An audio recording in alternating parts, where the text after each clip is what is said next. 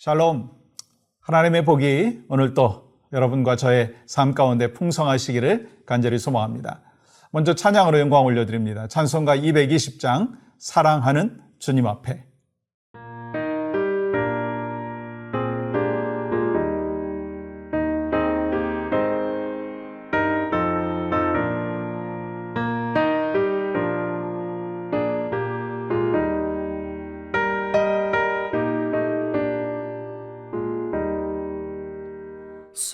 사랑하는 주님 앞에 형제자매 한자리에 그 신은혜 생각하며 즐거운 찬송 부르네.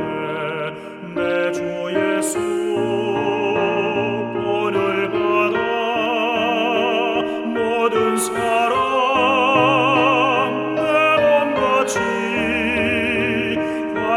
근심 위로하고 진심으로 사랑하세.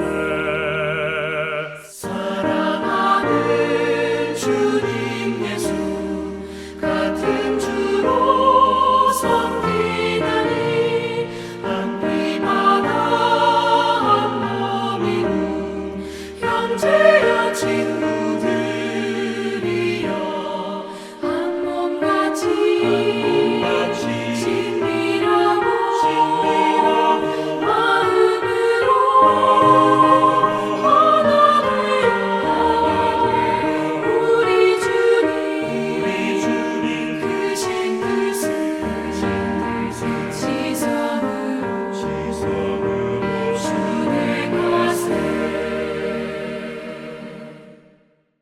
오늘 허락하신 말씀은 베드로전서 3장 8절입니다. 마지막으로 말하노니 너희가 다 마음을 같이하여 동정하며 형제를 사랑하며 불쌍히 여기며 겸손하며. 우리가 하나님께서 허락해 주신 복을 이미 받았어요. 그러면 이 복을 받은 것에서 만족해야 됩니까? 복을 나눠줘야 되고 복을 이어가야 합니다. 이를 위해서 우리에게 필요한 것이 무엇인가 라고 하는 것을 오늘 말씀을 통해서 함께 나누기를 원합니다. 우리가 예수님의 피값으로 세운 거룩한 공동체에서 여러분 하나가 되어야 되는데 하나 되지 못하고 싸운다라고 하는 것은요, 어떤 모습이 되냐면 이 하나님을 두려워하지 않는다라고 하는 증거입니다.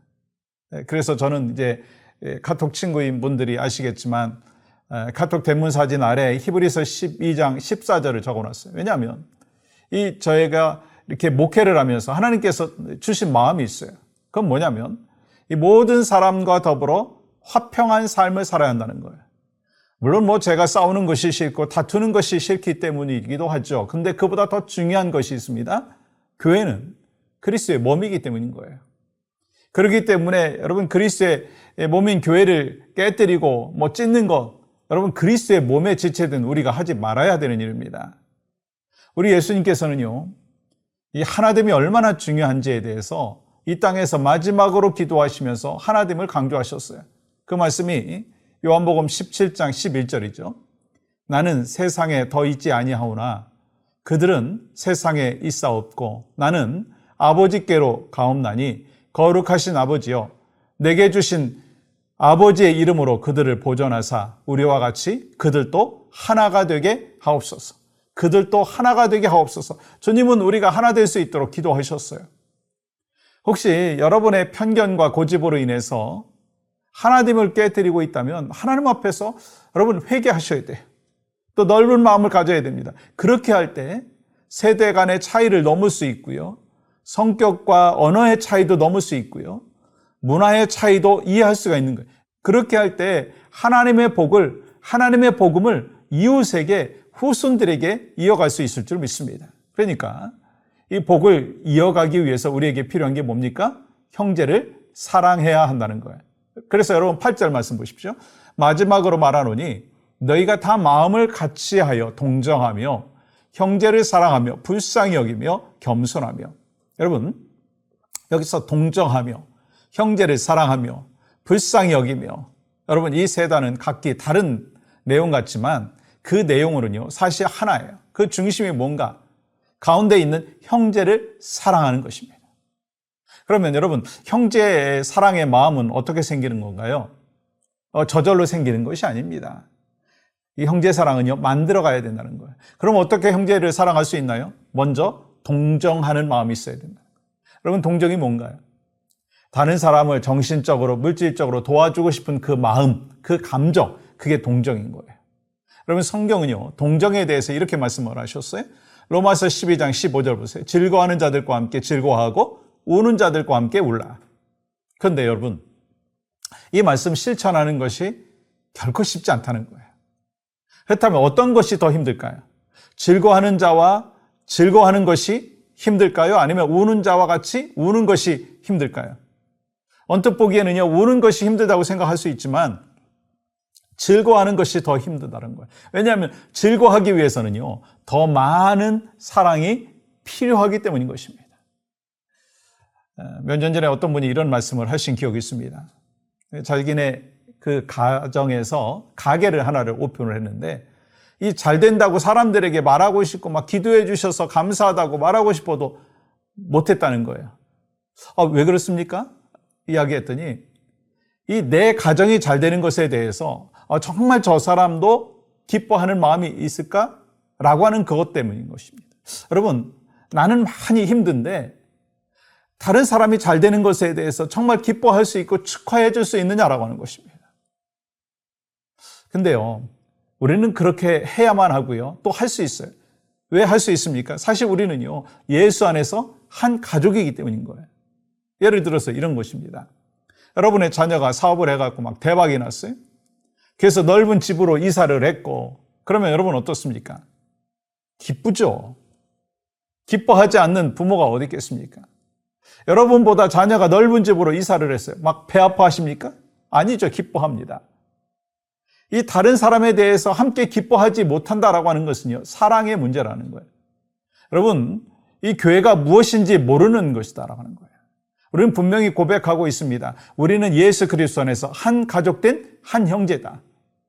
이런 믿음이 있다면 우리는 형제가 잘 되는 것에 대해서 축복하고 기뻐할 수 있어요. 두 번째, 형제 사랑을 위해서는요, 불쌍히 여기는 마음이 있어야 합니다. 여러분, 불쌍히 여긴다라고 하는 의미가 뭔가요? 이 마태복음에서 이 마태는 이렇게 이야기했습니다. 9장 36절이죠.